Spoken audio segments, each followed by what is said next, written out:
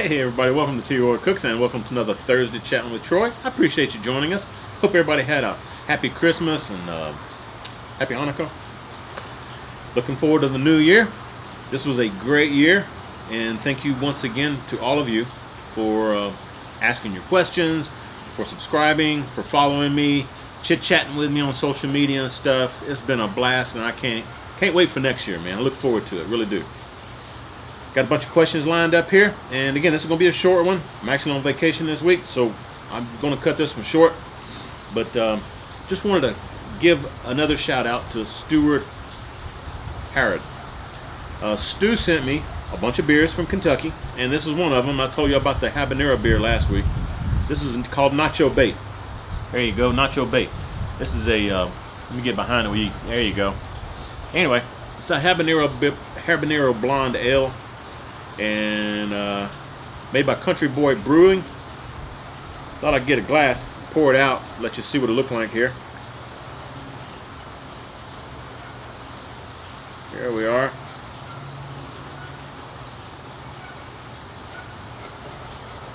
And every time I pull one of these glasses out, they're insulated glasses, but it looks like an upside down beer bottle or Coke bottle. I've got these on my Amazon store. Check out the description box. Just hit show more down below the video. Check out my Amazon store. You can look for these. I got them on there. Anyway, it's a nice colored beer. Really nice colored beer. I did take a sip of it a little bit a while ago, and it does have some habanero kick to it. Smells good. Smells like a regular ale, you know.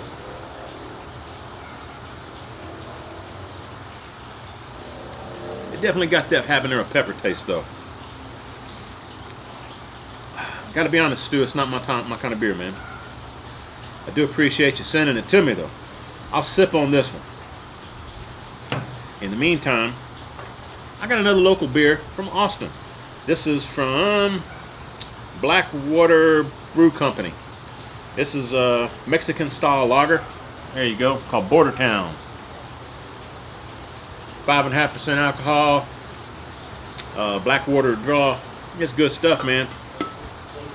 I've already tasted this one. It's pretty good. Let's check it out. Ooh.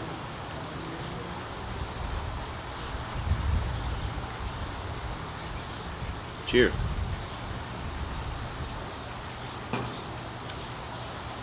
Anywho, if this is your first time here, appreciate you joining us. If you are looking for some YouTubers to watch that do cooking and stuff and other stuff, check out the description box. I'll list all the YouTubers I may mention, the products, and the questions that are in this video. Hopefully I'll put the questions in there. If I don't, I'll pick back up next week, because they usually do put the questions, and we're adding the video the answer. And if you want to contact me on my social media, it'll be down there. Sound like somebody walking back over here in my little greenbelt area. Anyway, let's get to it. Let's get some questions going here. Mike McClure asks, have you smoked anything on the flat grate versus using the hanging method on the PBC? If so, how was the final product? If not, do you have any concerns with this method with no water pan? Great question, Mike. And my answer would be, I've used both ways, and I think I actually like the hanging method the best, because that way the meat's basting itself. Whereas if you're laying it flat on the grill grate, all of the fat drippings are just going straight down onto the charcoal, which does help flavor the meat in the smoke, you know. When that's the smoke's created from that stuff dripping down, that'll help flavor the meat different than what the Weber Smoky Mountain would do. But I honestly think I like the hanging method better. The meat usually comes out a little bit more tender that way. You gotta watch it though. You gotta make sure you hook the meat good. Don't overcook it, make it falling apart. It's gonna fall into your cold bed down there. I know what I'm missing. I'm missing my sunglasses. Hang on, Mike. Yeah, there we go. I knew I was forgetting something. Got a little mist on them, because I'm shooting this the same day as I shot my last one. I did change shirts and hats. But yeah, it's still foggy, misty, raining, windy. So there we go. Anyway, appreciate the question, Mike. I use the hanging method best. I like that method best, but it works both ways. Next question is from Rich Evans. How you doing, Rich? Cheers to you, my brother. Rich says, great video, Troy. Question for you. Do you find that you're using the Weber Smoky Mountain less now that you have the Slow and Sear for the Weber Performer? Cheers from Canada. Hey, Rich, appreciate that. Yeah, actually I do, but one of the reasons is because I've been trying to get used to using the Weber kettle, the Weber Performer, and the Slow and Sear. You know, so I'm getting it figured out. I'm still on a learning curve, but it's fun to cook on it, I guarantee you that. And the flavor, when you're using the Slow and Sear, it truly is just like you pulled it off the Weber Smoky Mountain. It's amazing. Adrenaline Barbecue, my buddy David over there, he did a great job creating the Slow and Sear. It's a great piece of it's a great accessory if you can get your hands on one. And in fact, I'll put the link, my affiliate links down below in the description box if you're interested. But yeah, good stuff, man. I do like using the Weber Smoky Mountain too, though. Kind of depends on how much meat I've got, you know, how large the piece of meat is, you know, that kind of thing. Because that Slow and Sear takes up like half, maybe a third of the charcoal grate, or the the grill grate.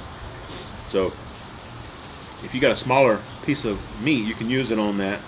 If you got the, well, they make Slow and Sear different sizes too. If you got the 26-inch kettle, you're fine.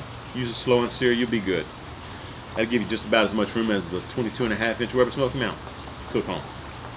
Anywho, appreciate it. Thank you very much, Rich. Next question is from, it's a fellow YouTuber, Barbecue Mike Garrick. How you doing, Mike? Cheers to you, brother. I feel still that habanero is still in the back of my throat, man.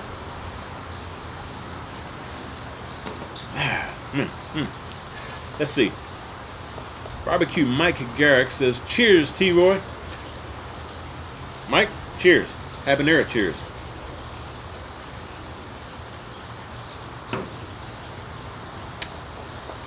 Beer's not actually that bad. It's got a nice habanero kick to it, which kind of lingers in the back of your throat, if you know what I mean. Mike's asking, do you prefer cooking a whole rib roast with the bones on, or cut off of the roast and then cooked separately? Great chat show. Personally, I prefer to cook all of my meat bones on if I can. I love, the bones add a lot of flavor in my opinion. I just love cooking any kind of meat that I can get with the bone in it. It usually comes out more tender and juicy that way as well, but you do get some flavor from the bones in my opinion. Sometimes it'll cook a little faster, a little slower with the bones attached depending on where the fire's at. You know, because the bones are like either a heat sink. If they're close to the fire, the bones heat up and help cook the meat. Or if you've got the bones away from the heat, they'll kind of keep that side of the meat cool. And they won't get as cooked as the rest of the roast or whatever you're cooking, the rest of the steak. Bones on the way to go for me, though. I like that, man. Joseph Lugo's got a question for me. He says, hey, T-Roy, how's it going, brother?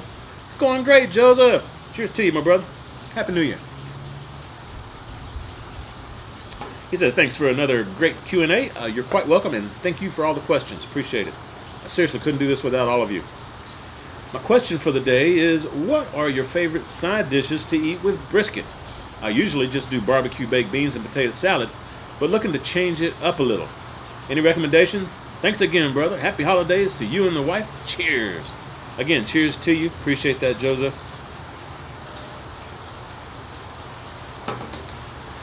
I like macaroni and cheese, smoked.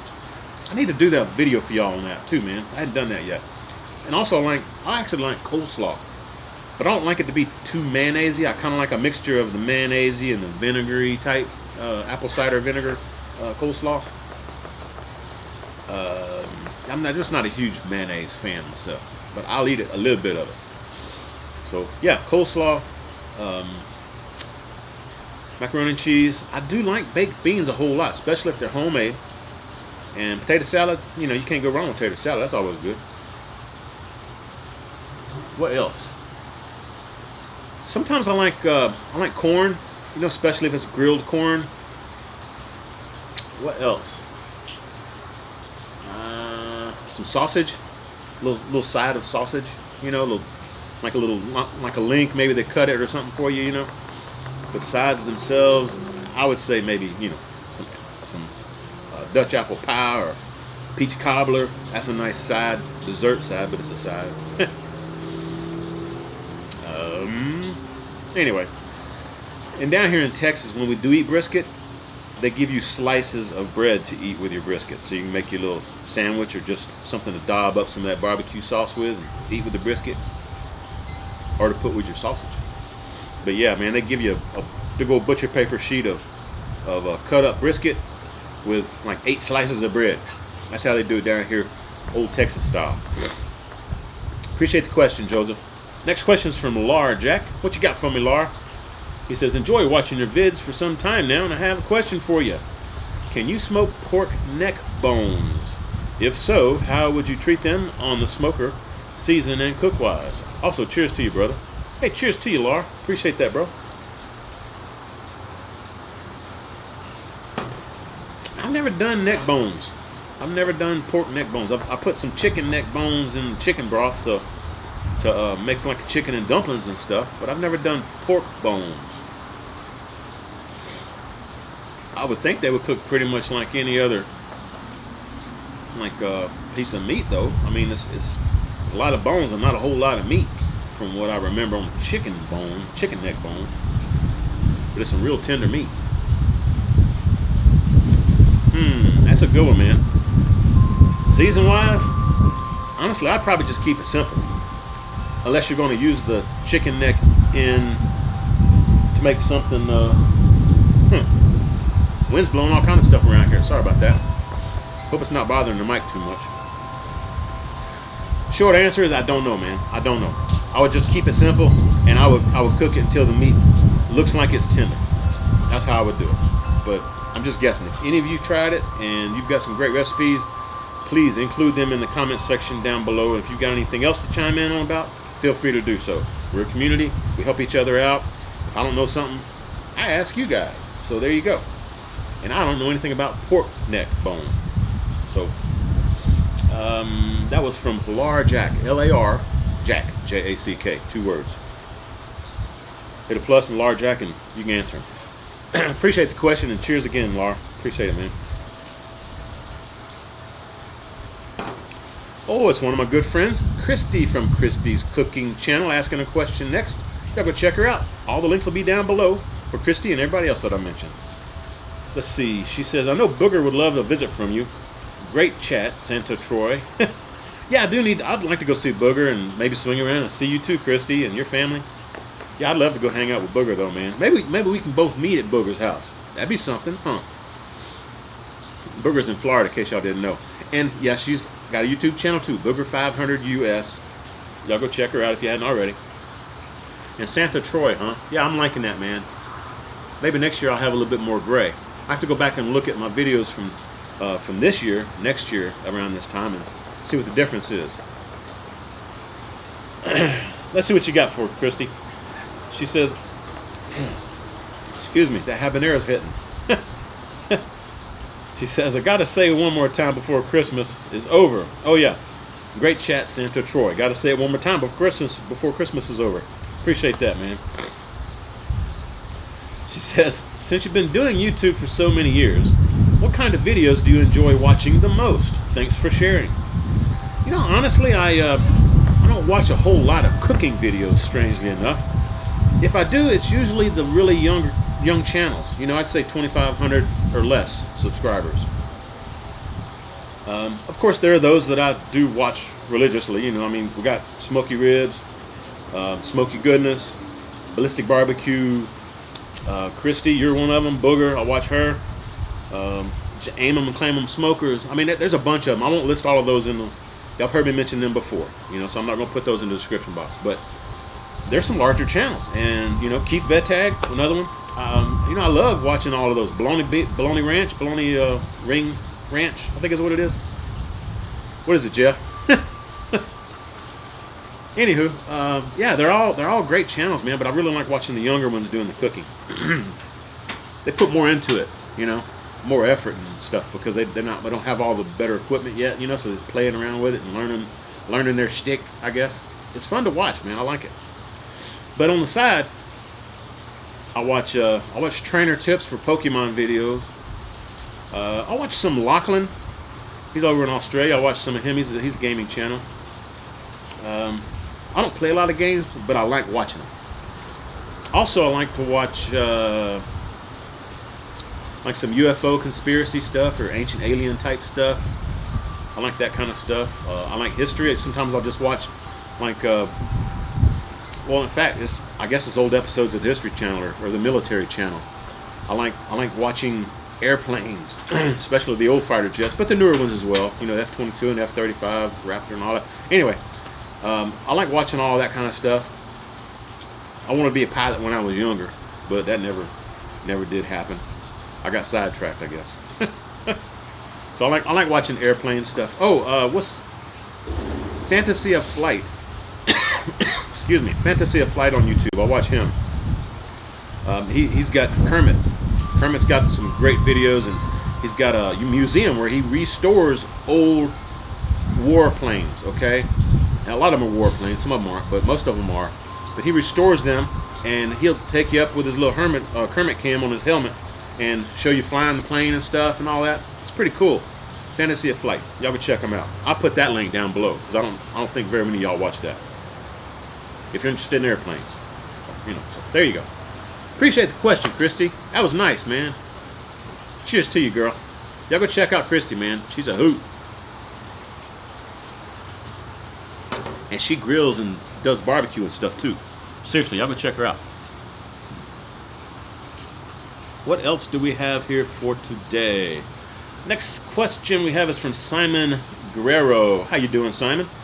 He says, my question, you have several different types of smokers and grills, but do you have or have you ever cooked on a disc? I have several plow discs I have converted into cookers. They work really well. You know, I haven't cooked on one of those discs, but I think I saw, if I remember correctly, my buddy Manuel over at El Rabbit's Barbecue on YouTube. I'll put his link down below for you.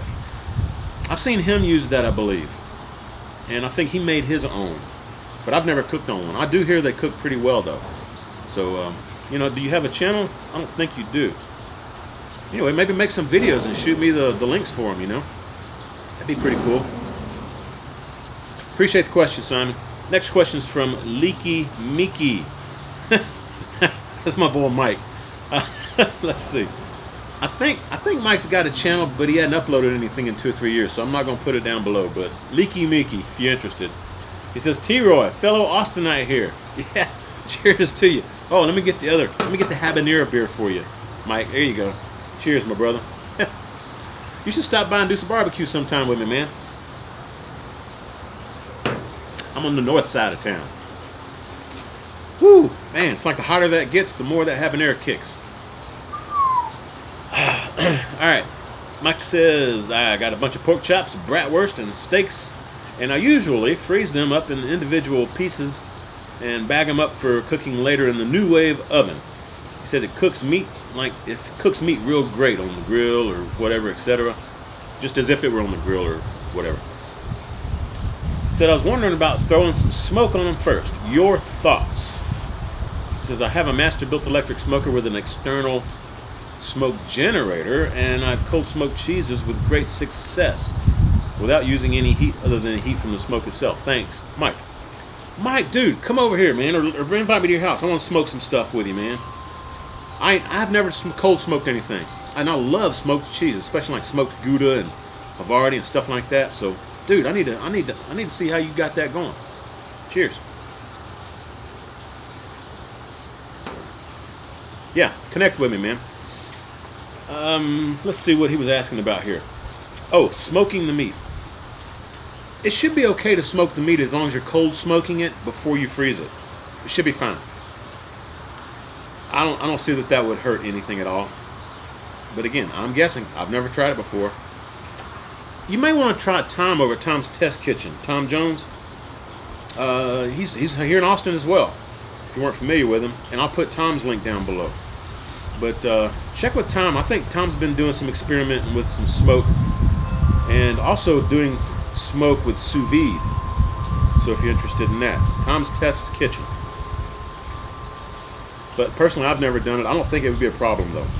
You know, cold smoke it and then freeze it and then cook it on the grill or something. Next question is from Daniel Rondon. He says, hey Troy, how you doing, buddy? I'm doing fantastic. Appreciate you asking for questions. Hope you're doing well also, Daniel. Says, I have a question for you. Is it okay for the charcoal to make direct contact with the grill? Some say it shouldn't, and some say it's okay. I think it's okay. You're talking about, like on the Weber kettle, not using the charcoal baskets. You're just lining the charcoal up against the inside wall of your Weber kettle. I personally have never had an issue with that. I don't think it'll hurt anything at all. I wouldn't build up a huge mound against the wall, you know. It'd be okay for like the snake method or something like that, where you just like, you have like maybe 3 charcoal briquettes, and then you make a snake around the ring with 3, 3, 3, 3, you know, that kind of thing. So it's not heating up that metal in the enamel so much that it's going to crack it or mess it up or anything. But honestly, I don't think it's a problem. It can withstand some heat, pretty good heat too.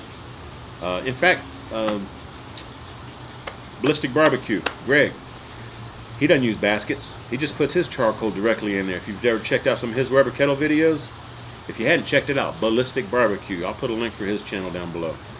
But he doesn't use the baskets. He just lines up his charcoal down there on the charcoal grate, right along the rim of, or right along the edge of the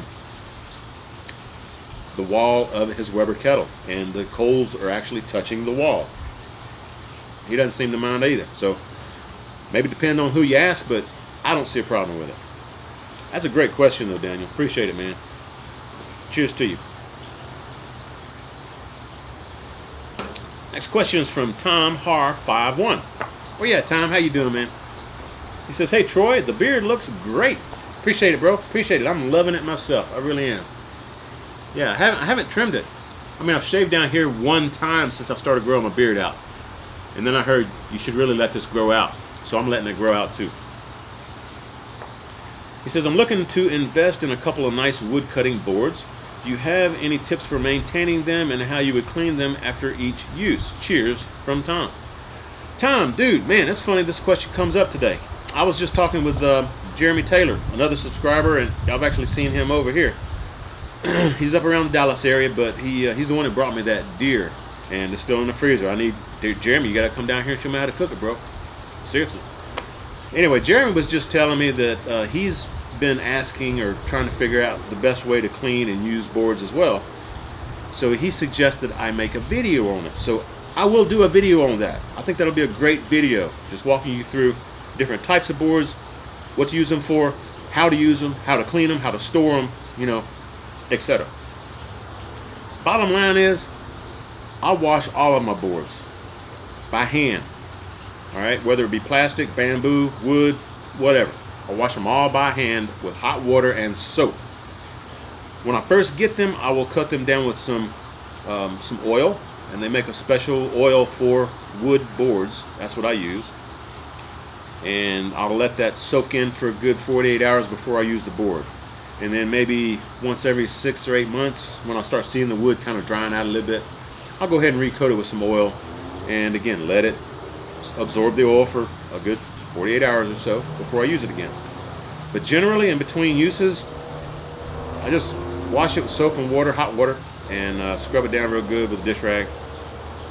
Hand dried as well, and just put it back in my cupboard for the next day.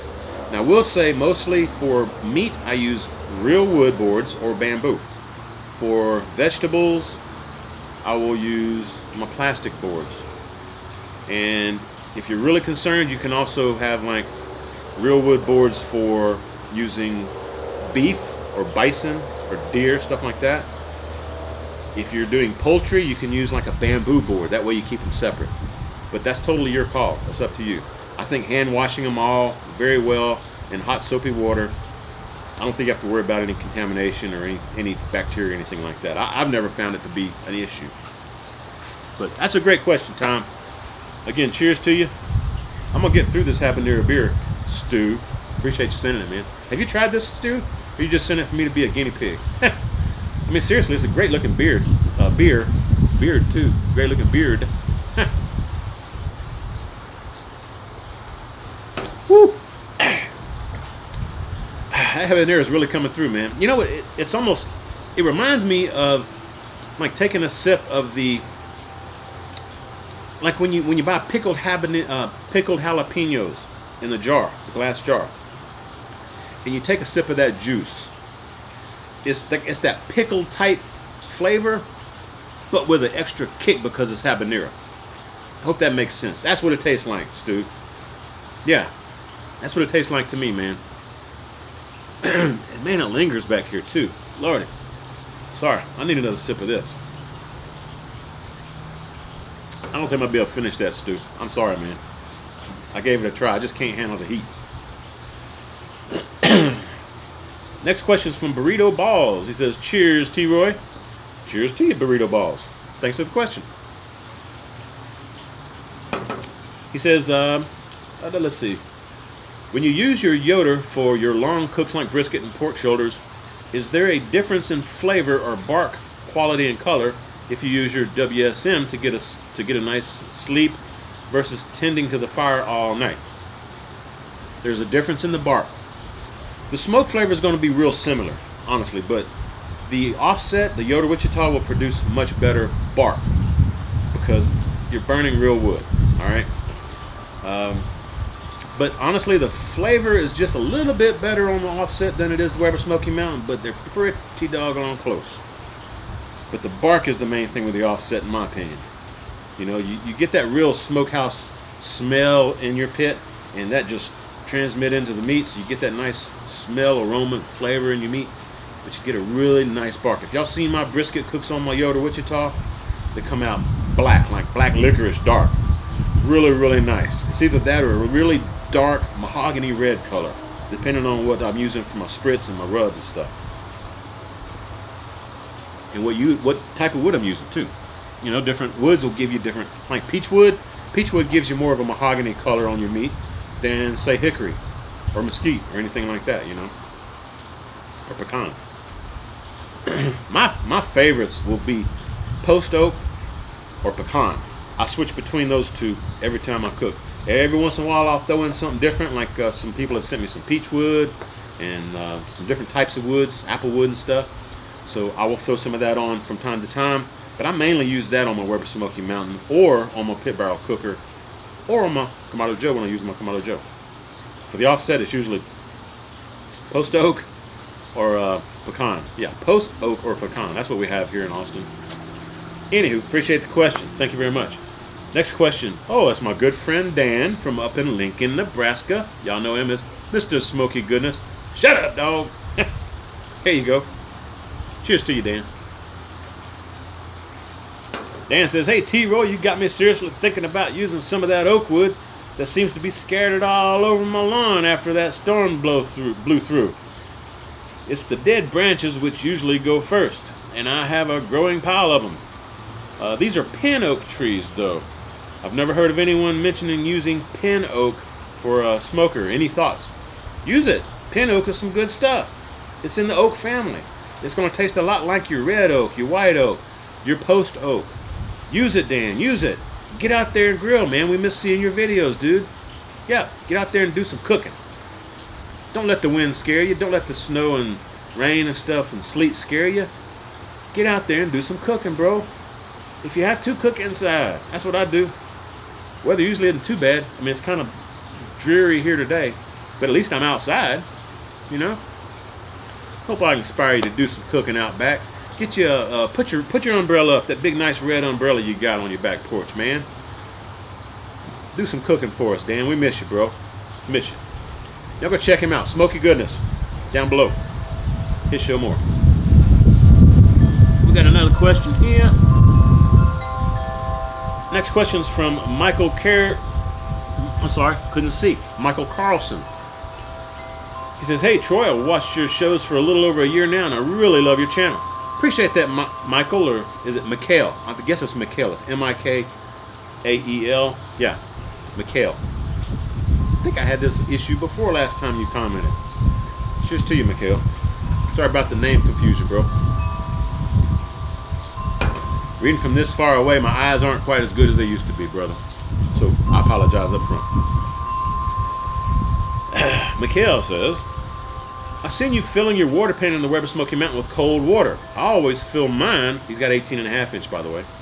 I always fill mine with hot water because my temp drops a little bit sometimes if I use cold water. Have you ever had this problem, or do you simply live in a warm enough climate? Cheers from Sweden, Mike. There you go, Mike. From Sweden, yeah, man. We do have a warm climate here in central Texas. I'm in Austin, Texas. A lot of times, January 1st, we're in short sleeves and shirt. It's still in the mid 70s here.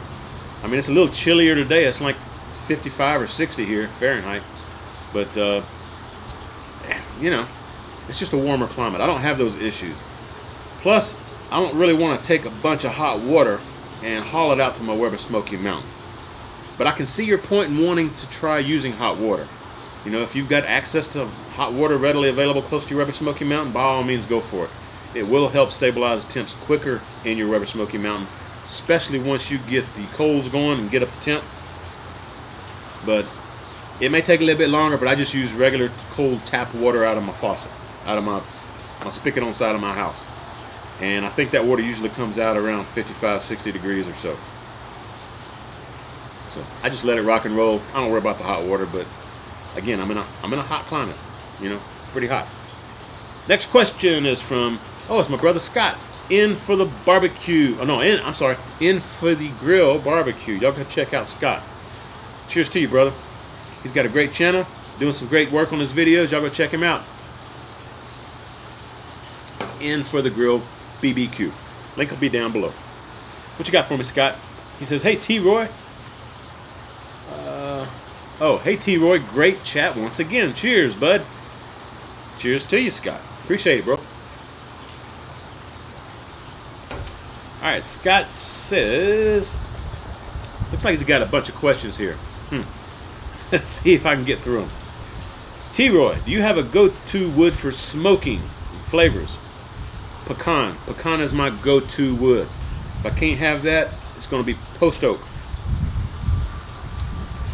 I don't really use a lot of fruit woods, but if I did have to choose a fruit wood, I would say peach would be my choice for fruit wood. I love the flavor of peach. But I really like the pecan and the post oak they're less strong than hickory and mesquite, but they're stronger than your fruit woods. So it's a nice medium, in my opinion. Next question again is from Scott, in for the grill barbecue. He says, do you hunt where you are? I'm not a hunter, but if push come to shove and I had to have something to eat, there's plenty of hunting around here in Austin area. Sure is. A lot of hunters in this area. But personally, I'm not a hunter. My brother-in-law is a hunter, you know, but I'm not.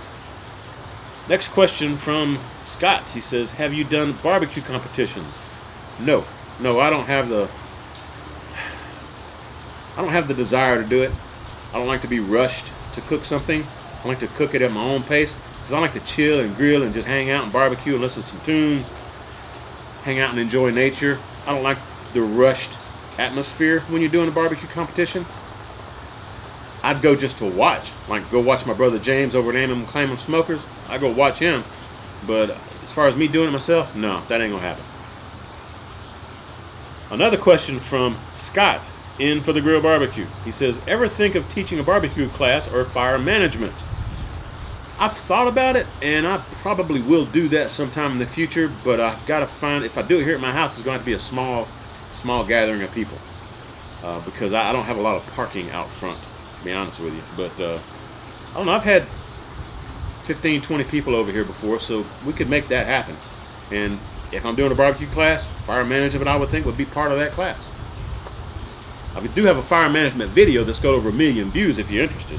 Check out my most popular videos when you pull up my channel, if you hadn't seen it.